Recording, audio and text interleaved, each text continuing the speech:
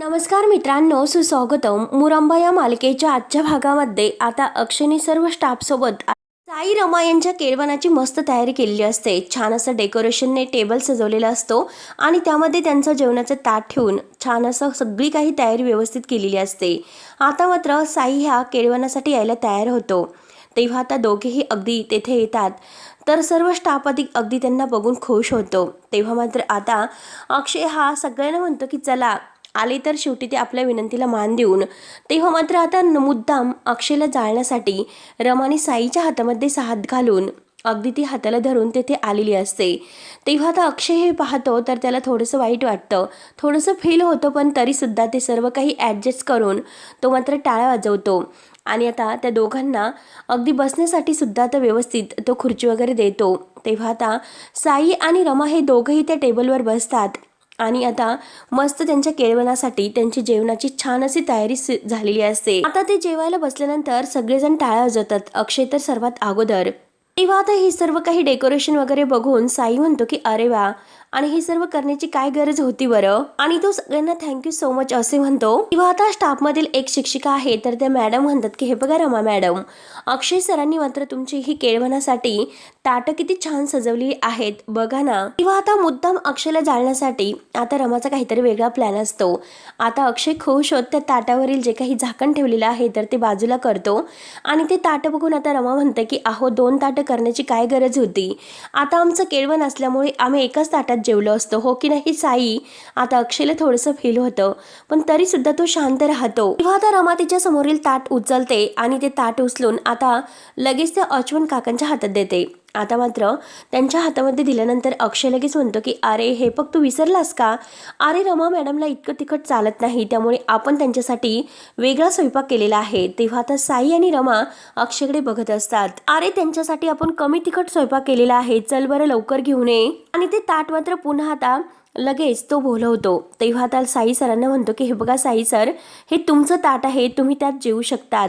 आणि इकडे ते ताट म्हणून अक्षय पुन्हा ते ताट घेतो आणि रमासमोर ते ताट ठेवतो आणि हे बघा रमा मॅडम, सगळं काही कमी तिखट आहे आणि ते तुमच्यासाठी बनवलेलं आहे तर खास करून. आणि तो सर्व स्टाफला म्हणतो की मॅडमला मात्र आता दुपारच्या जेवणामध्ये श्रीखंड सुद्धा लागतं, त्यामुळे मॅडम म्हणजे गोड लागतं, श्रीखंड हे तुमच्यासाठी तयार आहे. तेव्हा मात्र आता तो साईला विचारतो की तुम्ही काय खाणार, श्रीखंड, गुलाबजाम वगैरे काय खाणार.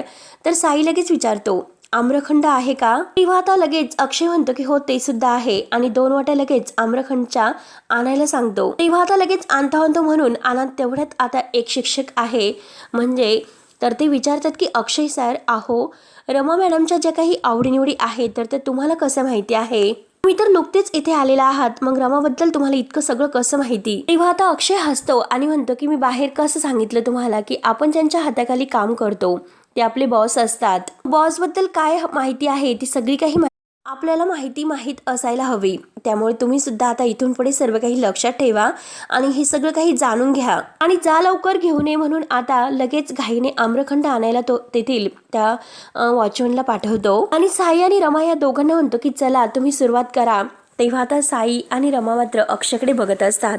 रमाला मात्र आता कावरे झाल्यासारखं होत असतं, पण तरीसुद्धा अक्षयला जाळण्यासाठी तिचे प्रयत्न सुरूच असतात. तेव्हा आता आम्रखंड आल्यानंतर 2 वाट्या त्यांना देतो आणि सुरुवात करायला सांगतो.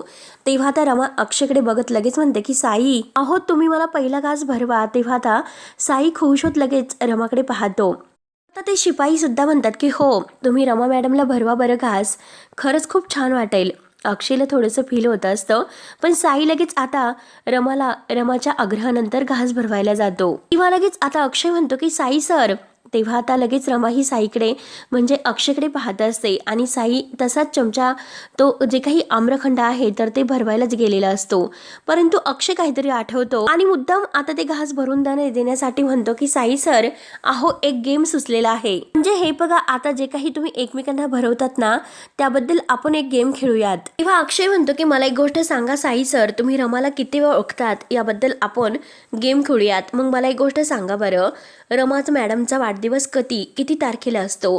तेव्हा आता साई म्हणतो की 8 सप्टेंबर. आणि त्यांचा आवडता रंग कोणता आहे असे पुढे आता साई प्रश्न विचारतो. तेव्हा लगेच साई म्हणतो स्पीच असे म्हणतो. तेव्हा लगेच आता अक्षय मात्र लगेच आता काहीतरी एक वेगळा गेम करतो. आता ही उत्तरं बरोबर असतात तेव्हा लगेच आता तो म्हणतो की हे बघा साई सर, तुम्ही त्यांच्याकडे बघू नका, तुमच्यासाठी आता हा प्रश्न असेल. आणि हे बघा मॅडमकडे मात्र न बघता तुम्ही आता सांगायचं त्यांनी कोणत्या पद्धतीचे कानातील आता घातलेले आहे. रमा लगेच आपल्या कानातील आता कानातल्याला हात लावते. तेव्हा आता साई म्हणतो की हो, ऑक्सिडाइड. आणि जे काही मॅडमला खूपच आवडतं तेव्हा आता सगळेजण खूपच टाळ्या वाजवतात आणि साईचं अगदी कौतुक करतात की साई सरांनी सगळ्या प्रश्नांची उत्तरं अगदी परफेक्ट दिलेली आहेत. तेव्हा आता लगेच अक्षय शांत होतो आणि आता थोडंसं त्याला वेगळंच फील होत असतं. पण तरी सुद्धा आता तो रमाला प्रश्न विचारतो. रमा मॅडम, तुम्ही सांगा आता साई सरांची बर्थडे डेट कोणती आहे. तेव्हा आता रमा साईकडे बघते आणि 28 जून असं उत्तर देते. त्यानंतर आता अक्षय प्रश्न विचारतो की त्यांचा आवडता रंग. रमाला मात्र हे उत्तर काही देता येत नाही. तेव्हा लगेच आता तो अक्षय पुन्हा प्रश्न विचारतो की त्यांना फिरायला जायला कुठे आवडतं. म्हणजे हे बघा, तुम्ही आता लग्न करतात मग सर तुम्हाला नक्की कुठेतरी फिरायला घेऊन जाणारच असतील. आणि काय, कुठे चाललात सांगा ना, म्हणून तो रमाला विचारतो. रमा आणि साई अक्षयकडे बघत असतात. त्यानंतर मात्र आता काही या प्रश्नाचे उत्तर काही रमाला देता येत नाही. रमा रागाने अक्षयकडे पाहत असते. आता अक्षय म्हणतो की पुढचा प्रश्न, त्यांना खायला काय आवडतं बरं. तरी सुद्धा रमा काही उत्तर देत नसते, खाली मान घालून आता बसलेली असते. तर आता अक्षय म्हणतो की अगदी सोपं विचारतो, चहा आवडते की कॉफी आवडते. तेव्हा आता रमा काहीच उत्तर देत नसते. तेव्हा सगळेजण रमाकडे पाहत असतात. अक्षय म्हणतो की काय झालं मॅडम, अहो काहीच माहिती नाही की लाजतात तुम्ही, काय झालं, का उत्तर देत नाहीत. तेव्हा आता अक्षय म्हणतो की लाजतात, बहुतेक ते लाजतात, काही हरकत नाही, बरं ठीक आहे. आणि आता म्हणतो की लग्नाला अजून 2 महिने बाकी आहेत. आणि दुसऱ्या मॅडमला म्हणतो की अहो मॅडम, लग्नाचा मुहूर्त 2 महिन्यानंतर निघालेला आहे, 2 महिन्यानंतर. आणि खूप वेळ आहे त्यांच्याकडे प्रेमात पडायला, एकमेकांना जाणून घेण्यासाठी. आणि इतका वेळ आहे की प्रेम सुद्धा होईल आणि आठवणी सुद्धा गोळा करता येईल. आता अक्षय मात्र बोलता बोलता वेळ घालवत असतो, हो की नाही. आणि आता साई लगेच रागाने म्हणतो कारण जेवण थंड होतंय. त्यावर आता लगेच अक्षय म्हणतो की हो, सुरू करा, मी तर तुम्हाला तेच सांगणार होतो. आणि आता तो लगेच त्या एका व्यक्तीला गुलाबजाम आणायला सांगतो, घेऊन ये म्हणून. आज तर इतका आनंदाचा क्षण आहे की मला सुद्धा गुलाबजाम खायचे आहे, असे रमाकडे बघत तो म्हणतो. तेव्हा आता रमा लगेच आता अक्षयकडे पाहत असते. तेव्हा आता रमा लगेच अक्षयला म्हणते की अहो, तुम्ही कशाला गोड खातात, तुम्हाला गोड खाल्लेले चालत नाही. तेव्हा आता साई लगेच आता रमाकडे पाहत असतो आणि आता अक्षयने बरोबर मुद्दा पकडलेला असतो. आणि आता रमा कशी अक्षयला ओळखते आता हे सगळ्यांच्या समोर सिद्ध झालेलं असतं. तेव्हा आता सगळ्या स्टाफमध्ये कुजबूज व्हायला सुरुवात होते. रमा लगेच आता स्वतःला अगदी सावरून घेण्याचा प्रयत्न करते की नाही. आणि हे बघा, तुम्ही कसा स्टाफ सगळेजण आता बॉसच्या जे काही आवडीनिवडी आहेत तर सगळेजण लक्षात ठेवू शकतात, मग आम्ही सुद्धा आमच्या एम्प्लॉय बाबतीत जे काही आवडीनिवडी आहे ते सगळं काही लक्षात ठेवू शकतो, हो की नाही. आणि शाळेत असताना तुम्हाला एकदा त्रास सुद्धा झालेला आहे. आणि तेवढ्यात आता ते शिपाई काका गुलाबजामचे 2 वाट्या घेऊन येतात. आता रमा म्हणते की हे बघा, तुम्हाला डायबिटीज होईल, तुम्ही गोड वगैरे खाऊ नका. आणि आता त्या गुलाबजामच्या वाट्या आहेत तर त्या साई आणि रमा या दोघांसमोर ठेवल्या जातात. तेव्हा आता अक्षय म्हणतो की चला सुरुवात करा, गुलाबजाम सुद्धा आलेले आहेत. तेव्हा आता साई आणि रमा जेवायला सुरुवात करतात. अक्षय खुश होत त्यांच्याकडे पाहत असतो. इतका आनंद त्याला झालेला असतो कारण रमाने त्याला गुलाबजाम खाऊन दिलेले नसतात. म्हणजे रमाचं अजूनपर्यंत किती प्रेम आहे हे अक्षयच्या लक्षात येते आणि तो आता स्वतःच्या हसत असतो. त्यानंतर आता इकडे इरावती मात्र आता मोबाईलमध्ये अगदी पाहत असते आणि गाणं गुणगुणत असते. तेवढ्यात आता ही माई पैसे घेऊन तेथे पैशाची बॅग वगैरे. तेव्हा आता ती पैशाची बॅग इरावतीच्या टेबलवर तेथे आदळते आणि म्हणते की नमस्कार, मी साईची आई संध्या. आता इरावती आणि संध्या ह्या दोघींचा हा प्लॅन असतो. इरावती मात्र आता पार्वती आजी तेथे आहे असे खुणावते आणि मुद्दाम पार्वती आजीला ऐकून जाण्यासाठी म्हणते की हो, ऑफकोर्स संध्या मॅडम, साईची आई ना. तुम्हाला कोण ओळखत नाही की ज्या मुलाने आमच्या अक्षयच्या आयुष्यामध्ये वादळ निर्माण केलं त्या साईची आई संध्या, असे पार्वती आजीला ऐकू जाण्यासाठी मात्र मुद्दाम मोठ्याने म्हणत असते. ही माई सुद्धा मुद्दाम म्हणत असते की हो, कोणी आता वादळ आयुष्यात आणलं हे तुला ऐकायचं आहे का. त्यावर इरावती आता मुद्दाम म्हणते की नाही. तर इरावती आता मुद्दाम पार्वतीकडे बघत म्हणते की साईची आई आज येथे काय गोंधळ घालायला आलेली आहे. आणि आता माई सुद्धा ती रागानेच म्हणते की नाही, मी काही गोंधळ वगैरे घालायला आलेले नाही. इरावती आणि ह्या साईच्या आईचा म्हणजे ह्या संध्याचा एक वेगळाच प्लॅन असतो. अगदी ती खुणवत असते की जरा मोठ्याने बोल. आता माई म्हणत असते की हो, मी गोंधळ वगैरे घालायला काही येथे आलेले नाही. अगं, गोंधळ हे तुला घालता येतात आणि तुझ्यापेक्षा जास्त कुणाला ते जमते. माझं महत्वाचं येथे एक काम असल्यामुळे मी इथे आलेले आहे. तेव्हा आता पार्वती आजी म्हणते की साईची आई अहो साईची आई, तुम्ही आलात का? कारण आमच्या म्हणजे हे कोणीही गरीब वगैरे कोणी नसतं, बसा तुम्ही खाली. तेव्हा आता लगेच ही माई लगेच टोमणा देत म्हणते, हो आमच्यासारखे गरीब आलेत मग तरी सुद्धा तुम्ही बसायला सांगतात का? त्यावर आता पार्वती आजी म्हणते की अहो, गरीब आणि श्रीमंत असं काही नसतं. दिवस येतात आणि दिवस जातात सुद्धा, आणि जे काही दिवस फिरून गेलेले आहेत तर ते दिवसांनी मात्र मला खूप काही शिकवलेलं आहे. रमा घरातून गेल्यानंतर जी काही उलथापालथ झालेली आहे त्याने सुद्धा खूप काही शिकून गेलेलं आहे. दिवस कितीही फिरले तरी माणसाने माणुसकी काही अगदी ही विसरायची नसते. हे सगळं काही मी शिकलेले आहे. त्यामुळे तुम्ही काय घेणार, चहा कॉफी वगैरे नक्की काय घेणार? त्यावर तर लगेच माई म्हणते की मला काही नको, यातील फक्त एक मेहरबानी करा माझ्यावर, जे काही करायचे आहे ते स्वतः करा. आणि हे बघा, तुम्ही आता जी काही माणुसकी दाखवलेली आहे ना, ती फक्त तुमच्या नातवाला दाखवायला सांगा, बाकी मला मेहरबानी वगैरे काही करू नका, असे आता जेव्हा माई म्हणते तेव्हा आता पार्वती आजी विचारते की नक्की तुम्ही काय विचारतात, काय म्हणायचं आहे तुम्हाला? तेव्हा आता लगेच माई म्हणते की अहो हे बघा, आता तुमच्या पोट्ट्याने जरीही तिची साथ सोडली असेल, ती पण 7 वर्ष, पण मात्र माझ्या साईने काही तिची साथ सोडली नाही.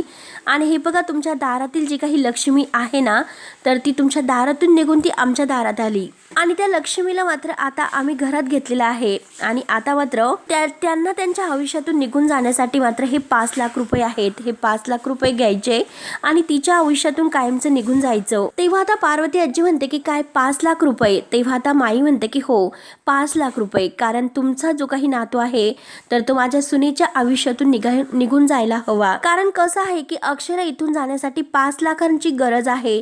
त्यामुळे अक्षयने कायमचं इथून निघून जावं. आणि ते त्याला काय म्हणतात, पॅकेज. तर ते पॅकेज तुम्ही समजा आणि हे पैसे घ्या आणि तुमच्या नातवाला मात्र कायमचं आमच्या आयुष्यातून काढून टाका. तेव्हा आता लगेच पार्वती आजी म्हणते की आमच्या रमाने मात्र तुमच्या साईशी लग्न करावं, यासाठी तुम्ही आमच्या अक्षयला इथून पळवायला बघतात. तर तेव्हा आता लगेच माई म्हणते की हो, हवं तर तसंच समजा. तेव्हा आता इरावती लगेच उठते आणि ती पैशाची बॅग हातामध्ये घेऊन म्हणते की चालेल, आता मात्र आम्ही सगळेजण येथे जायला तयार आहोत.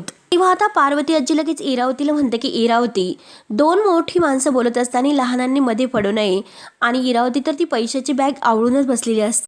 पार्वती आजी मात्र तिला ती बॅग खाली ठेवायला सांगते, पण इरावती लगेच आता ती बॅग अगदी घट्ट पकडते. तेव्हा पार्वती आजी माईला म्हणते की तुम्ही तर खूप मोठी चूक करतात आणि चुकतात सुद्धा. बघा, रमा ही अक्षयची आहे आणि अक्षय रमाचा आहे, ही गोष्ट लक्षात ठेवायची. त्या पैशाने मात्र सत्य काही बदलणार नाही. तेव्हा आता माई म्हणते की मग तुम्ही त्यावेळेस तिला घराबाहेर का काढलं होतं? दोघांचं इतकं प्रेम होतं तरी सुद्धा.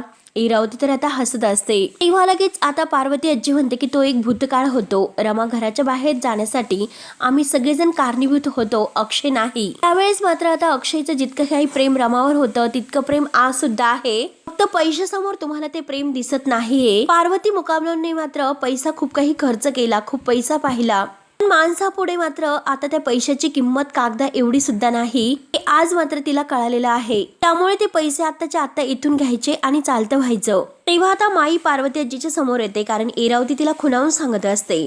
आणि पार्वती आजीला ती म्हणते की इतका आत्मविश्वास बरा राही. आणि हे बघा, जेव्हा तुमचा निर्णय हा नक्की बदलेल ना, तर मला नक्की फोन करा, मी तुमच्या फोनची वाट पाहते. कारण आता ऐकण्यासाठी मित्र तुम्हाला जास्तीचे पैसे देते, 5 ऐवजी आता 7 देते. आणि ती पैशाची बॅग आता इरावतीकडून घेते आणि तेथून जायला सांगते, काहीतरी तिला खुणावते. आता जाताना मात्र पार्वती आजी म्हणते की एक सल्ला मी सुद्धा तुम्हाला देते. तुम्ही इथे आला होतात आणि पैसे घेऊन आला होतात, हे रमाला मात्र कळून देऊ नका, कारण ती खूप स्वाभिमानी आहे आणि तिला जर हे सर्व कळाले तर तुमची मात्र खैर नाही. आणि हात जोडत पार्वती आजी तिला यायला सांगते, तर माई रागाने निघून जाते. तेव्हा आता माई निघून गेल्यानंतर इरावतीला खूपच राग येतो. इरावती पार्वती आजीला म्हणते की तू बरी आहे का? दारात आलेली लक्ष्मी तू घालवलीस, काय गरज होती तुला ती लक्ष्मी परत पाठवून देण्याची? तर पार्वती आजी रागाने म्हणते की हो, गरज होती, कारण मला या घरातील खरी लक्ष्मी रमा या घरात यायला हवी आहे, असे बोलून पार्वती आजी आत निघून जाते. ऐरावतीला खूपच राग येतो. त्यानंतर आता इकडे दुसरीकडे मात्र आता जे काही केळवणाचे जेवण वगैरे झालेलं असतं, आता तो शिपाई मात्र सर्व काही आवरायला घेतो, परंतु अक्षय त्याला म्हणतो की राहून दे. तेव्हा मात्र आता अक्षय आता रमाने जे काही गुलाबजामची वाटे आहे तर त्यात अर्धा गुलाबजाम असतो, तर अक्षय तो चमच्यामध्ये घेतो आणि आता मात्र तो म्हणतो की खरंच काय दिवस होते ते, जेव्हा मी तुझ्या पानामध्ये जेवायचो, म्हणजे एकत्र जेवायचो. आता अक्षयला त्या क्षणाची आठवण होते जेव्हा ते चाळीत राहत असतात. ही जेवण करत असते आणि आता अक्षय दुपारीच घरी आलेला असतो. रमा त्याला म्हणते की तुम्ही तर दुपारी घरी येणार नव्हते. तेव्हा आता अक्षय म्हणतो की आलो. तर रमा म्हणते की मी तुम्हाला वाढते. तेव्हा आता अक्षय म्हणतो की वाढू नको, मी तुझ्याच ताटामध्ये जेवतो. तेव्हा आता लगेच अक्षय आता जेवायला सुरुवात करणार. तोच रमा म्हणते की हे बघा, नवऱ्याने बायकोच्या ताटात जेवायचं नसतं, बायकोने नवऱ्याच्या ताटात जेवलेलं चालतं. तेव्हा आता लगेच अक्षय म्हणतो की हे उलट आहे, कारण नवऱ्यानेच बायकोच्या ताटात जेवायचं असतं. असं केल्याने मात्र दोघांचं एकमेकावरील प्रेम वाढतं आणि त्याचं सुद्धा बायकोवर जास्तच प्रेम वाढतं. तेव्हा आता रमा म्हणते की हो का, आणि हे सर्व तुम्हाला कोणी सांगितलं. तेव्हा आता अक्षय तिला म्हणलेला असतो की प्रेमवीर अक्षय मुकादम. तेव्हा आता रमा म्हणते की हो का, मग तर नकोच, मी दुसरं ताट घेऊन येते. तर आता ती दुसरं ताट घ्यायला उठते. अक्षय म्हणतो की नकोय, हे बघ मला तुझ्यातच जेवायचे. आणि हे जे काही एकत्र जेवल्याचे क्षण आहे तर ते अक्षयला पूर्णपणे आठवतात. आज त्याची आठवण होते त्या क्षणांची, आणि दोघांना एकमेकांना घास भरवत ते जेवलेले असतात. ते क्षण आता त्याला आठवतात. आता मात्र मला ते सगळे दिवस परत आणायचे आहेत. ते दिवस मला आठवतात आणि मला माहिती आहे ती दिवस नक्की परत येतील म्हणून. तेव्हा मात्र आता अक्षय तो रमाचा उष्टा गुलाबजाम आहे तर तो खायला सुरुवात करतो. तोच लगेच साई येऊन त्याचा हात धरतो आणि त्याच्या हातातून ती वाटी हिसकावून घेतो. हिसकावून म्हणजे अलगद काढून घेतो आणि म्हणतो की हे बघ, काही गोष्टीवर आपला कधीच अधिकार नसतो, तरी सुद्धा त्या गोष्टी आपण लपून छपून का होईना त्या मिळवण्यासाठी प्रयत्न करत असतो, जसं तू आता करत होतात. पण तुला एक गोष्ट कळत नाही की गोष्टी मिळवण्यासाठी लढावं लागतं, आणि तुझ्याकडे बघून तर असं वाटतच नाही की तू लढू शकतो म्हणून. तेव्हा आता अक्षय म्हणतो की उलट प्रेम आणि लढाई हे दोन विरुद्धार्थी शब्द आहेत, आणि हे बघ, प्रेम कधीही लढून नाही मिळवता येत, प्रेम ते प्रेमानेच मिळवायचं असतं. तेव्हा आता साई म्हणतो की हो का, मग 7 वर्ष तुझं हे प्रेम कुठे होतं? त्यावेळेस खऱ्या अर्थाने रमाला तुझी गरज होती, तेव्हा तू कुठे होतास, कुठे गायब झाला होता? आणि आता मात्र कुठे काहीतरी तिच्या आयुष्यामध्ये चांगलं घडतंय हे तुला बघवत नाही, देखवत नाही, आणि तू मात्र तिच्या सुखाच्या आड येतोस. तेव्हा आता लगेच अक्षय हसतो आणि म्हणतो की जाऊन द्या साई सर, माझं सोडावं. माझं तेव्हाही तिच्यावर तेवढंच प्रेम होतं आणि आता सुद्धा तिच्यावर तेवढंच प्रेम आहे. परंतु तुमचं काय ओ, रमा तर कधीही तुमची नव्हतीच, आणि जी तुमची नव्हती तर तिच्या मागे तुम्ही लागूच नका. आणि ती गुलाबजामची वाटी आहे तर परत साईच्या हातातून घेतो आणि म्हणतो की ही रमा आणि अक्षयच्या प्रेमाची निशाणी आहे, ते कधीही आता वेगळं होऊ शकत नाही. तेव्हा आता लगेच साई म्हणतो की ही रमा आहे ना, तर ती स्वतःच्या मर्जीने आणि स्वतःच्या इच्छेने मात्र माझ्या जवळ आली, कधीही माझं प्रेम त्यांच्यावर लादलं नाही. आणि आता मात्र एक गोष्ट तू लक्षात ठेवायची, रमा माझ्या पत्नी होतात, त्यामुळे तिच्या सगळ्या काही गोष्टीवर, अगदी सगळ्या गोष्टीवर फक्त आणि फक्त माझा हक्क आहे. आणि परत ती गुलाबजामची वाटी साई आपल्या हातात घेतो आणि आता तो रमाचा जो काही उष्टा गुलाबजाम आहे तर तो खायला जाणार. तोच लगेच चमच्यामधून तो साईच्या हातातून गुलाबजाम खाली पडतो आणि अक्षय मात्र हे सर्व पाहतो आणि अक्षयला खूपच आनंद होतो. अक्षय इतक्या जोरजोराने हसत असतो, इतक्या जोरजोराने हसून त्याला इतका आनंद होतो. तो लगेच आता साई समोर येतो. साई मात्र आता जो काही गुलाबजाम होता तो सुद्धा त्याला काही मिळालेला नसतो आणि अक्षय त्याला म्हणतो की नाही साई सर, तुमच्या नशिबात ते नाहीच. कितीही प्रयत्न जरी केला तरी सुद्धा ती जी गोष्ट तुमची नाही ती तुमची कधीही नाही होणार. तेव्हा आता साई म्हणतो की हो, तुला असं वाटतं तर आता ह्या लढाईमध्ये मी सुद्धा उतरणार आहे आणि ते पण जिंकायला. तेव्हा आता अक्षय म्हणतो की हो, बघूयात कोण जिंकते ते, आता ऐन वेळेस कळेलच नक्की काय होईल. म्हणून आता साई आणि अक्षय या दोघांमध्ये स्पर्धा सुरू होते. नक्की आता कोण या लढाईमध्ये जिंकते तर हा भाग येथे संपतो. पुढील भागामध्ये आता अक्षय घरी आलेला असतो आणि आता इरावती मात्र सगळेजण जेवायला बसल्यानंतर अक्षयला सांगते, अरे तुझी ती लाडकी रमा आहे ना, जो तू तिच्या प्रेमाची झापडं लावून फिरतोस, त्या रमाने मात्र आपण ही पाचगणी सोडून जावं, म्हणजे आपण सगळ्यांनी, त्यासाठी तिने खूप काही पैसे पाठवले होते, 5 लाख रुपये. आता हे ऐकल्यानंतर अक्षयला धक्का बसतो. तेव्हा आता हे सर्व रमाला माहिती होते. रमा लगेच आता माईंना विचारते की आई, तुम्ही 5 लाख रुपये घेऊन आता अक्षयच्या घरी गेला होतात का? तेव्हा आता अण्णा मध्ये बोलणार. तोच लगेच रमा ही अण्णांना शांत राहायला सांगते आणि माईला विचारते की तुम्हाला विचारते मी, तुम्ही गेला होतात की नाही? माई आता रागाने लगेच म्हणते की हो, गेले होते. हो, मी गेले होते, कारण तो माणूस मला अगदी तुझ्या आयुष्यामध्ये आणि इथे नकोय म्हणून. त्यानंतर आता साई हा रमाला म्हणत असतो की माझं पूर्ण ठरलेलं आहे, मला तुमच्या बरोबरच लग्न करायचं आहे आणि आता मी सुद्धा मागे हटणार नाही. तेव्हा आता रमा ही साईकडे पाहत असते. नक्की आता काय करू हेच काही रमाला कळत नसतं. तेव्हा आता मित्रांनो, पुढे काय होईल हे बघण्यासाठी आपल्या चॅनलला नक्की सबस्क्राईब करत राहा. धन्यवाद.